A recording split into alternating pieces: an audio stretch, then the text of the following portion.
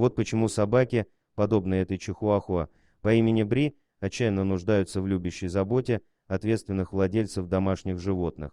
Когда Клэр с такой заметила фото Бри в интернете, она сразу же решила, что ей нужно дать трясущемуся, недоедающему щенку любовь, которую она заслуживает. Как выяснилось, состояние Бри было хуже, чем поняла Клэр по фото, которое она увидела в сети. Крошечная собака использовалась для разведения, несмотря на ущерб, причиненный ее нежному тельцу. Клэр уже не была уверена, что сможет помочь несчастной Бри. Когда Клэр просматривала новости в соцсети, то увидела фото этого хрупкого и беззащитного создания, которое было чуть больше банки с супом. Крошечная собака была готова к усыновлению, и вскоре Клэр позвонила в спасательную группу, которая разместила фотографию. Она забрала себе чихуахуа, которую назвала Бри. Вскоре Клэр отправилась в 600-мильную поездку в Уэльс, чтобы забрать Бри домой. Когда она приехала, Бри дрожала и цеплялась за приют. В приюте сказали Клэр, что у Бри были рубцы на ногах, а струпья закрывали ей уши. Она использовалась для разведения таких же крошечных чау-чау,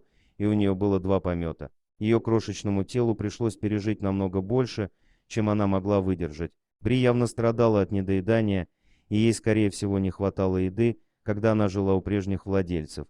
Она также проводила большую часть своей жизни в темноте, так как ее глаза не могли приспособиться к свету. Клэр сказала: «Когда я увидела ее, я была в шоке. Она была истощена и сильно дрожала. Я задумалась на секунду, могу ли я действительно помочь ей. Она выглядела такой жалкой, и это было очень горько». Но как только Бри была выпущена из переноски, Клэр поняла, что любовь, которую она могла бы предложить крошечной собаке, была бы более чем полезной для ее выздоровления. Клэр сказала: «Когда я открыла дверцу переноски, она сразу выскочила, забралась по мне и уткнулась в мою шею. Я была ошеломлена и просто сидела, наслаждаясь ощущением ее маленьких вдохов на моей шее. Она заснула, и вскоре мы все задремали на заднем сиденье машины». Приехав в свой новый дом, Бри встретилась с другими собаками Клэр, Будикой, Декстером и Веспер.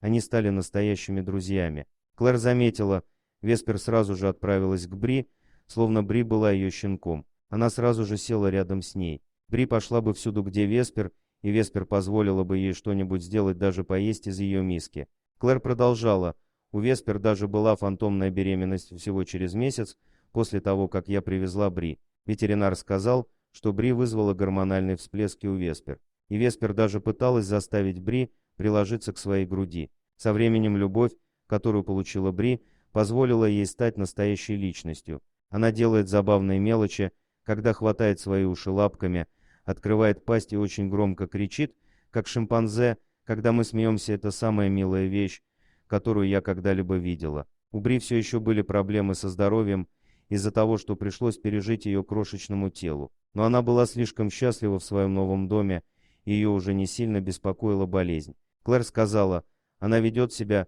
как молодой щенок, расхаживает по дому, играет с игрушками, гоняется и раскидывает носки, скользит по полу, таща за собой лапки. Как она пережила 2 беременности, холод, голод и страх, я понятия не имею», — добавила Клэр. «Она гораздо сильнее меня, это точно, и это вдохновляет». Бри была одним из самых удачливых чихуахуа, которая избежала страшной участи. Ее крошечное тело оказалось сильнее от любви и заботы, которую она получала от Клэр и ее новых братьев и сестер. Теперь ничто не сможет помешать Бри стать харизматичной и любящей собакой, которой она родилась. Дорогие друзья, если вам понравилось видео, поставьте лайк, а также подписывайтесь на канал, где найдете еще много интересного.